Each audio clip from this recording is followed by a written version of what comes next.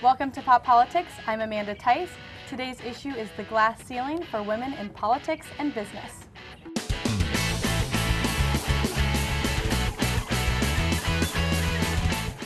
Of the Fortune 500 companies, there are only 12 women CEOs.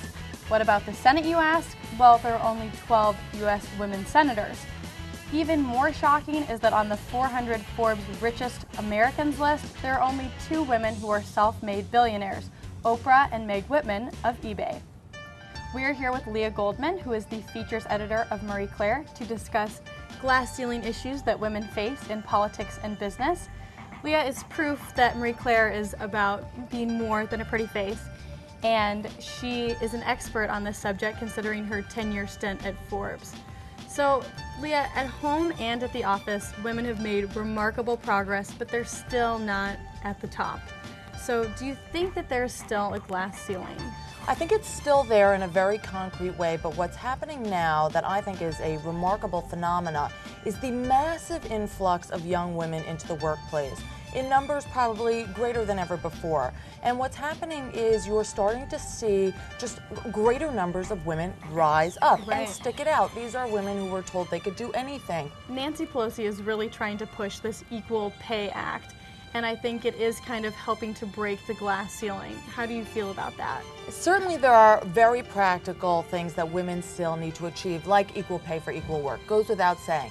But there are also new trends in the workplace that I think are helping women achieve the kind of confidence and equality that men have known for generations. And I think it's being achieved by the support structures that women are creating amongst themselves. So, whereas before a woman might have felt alone and helpless given the, the burdens of raising a family, taking care of a home, which is its own CEO act on its own. Right.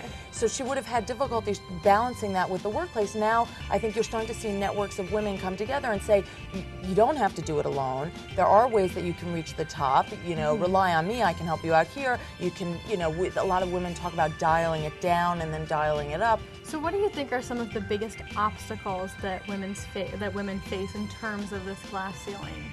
It's a very interesting question, and one of the more recent findings that I'm hearing about anecdotally is the generational divide between younger women and older women. Younger women are increasingly, we're hearing, saying that they don't want to work for older women, which is an astonishing, if not disturbing, fact.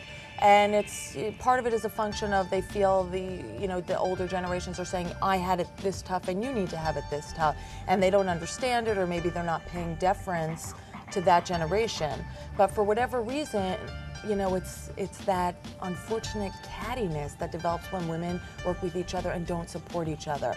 It's a shame. It's a real shame. It's a startling phenomenon, hopefully one that, will be obliterated just given the number of women that are entering the workplace. So in terms of women who are CEOs of Fortune 500 companies, are there any particular codes of conduct that they kind of have to follow? That's a great question. I mean, in my years at Forbes, I've spoken with quite a few female executives. A lot of it, like they said, was FaceTime. One of the women I spoke with, I read it somewhere, I read this great story about a woman, a lawyer, a lead lawyer on a big case, who on her way to the court with a bunch of other male lawyers offered to stop and get them Starbucks. And she regretted it the second she offered it, because forever after she became known as the woman who'll get the Starbucks for everybody. And so she was running out to get the coffee while the guys were talking about their case. And it was a very interesting phenomena. You don't want to put yourself in a position where you are assumed to be the secretary. There are famous, I'm sure Nancy Pelosi would even say that she's often been confused as the help or the secretary or the whatever in her years coming up in the political realm. Those are unfortunate examples. Hopefully as time goes on they'll be fewer and far between. Tell me a little bit about the boardroom and women in the boardroom. What should they be like? On a very practical level, I believe you should take a seat at the table. So if you want to be a player, act like a player.